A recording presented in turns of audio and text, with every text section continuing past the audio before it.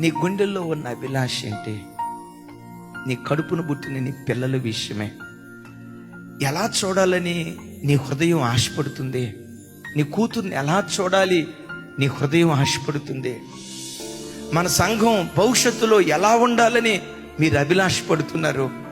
నీవు ఆరాధించే నీ దేవుడు ఎవరో తెలుసా? ఏదో ఒకరోజు తప్పకుండా నీ హృదయ వాంఛ తీరుస్తాడు. హృదయ వాంఛ తీరుస్తాడు.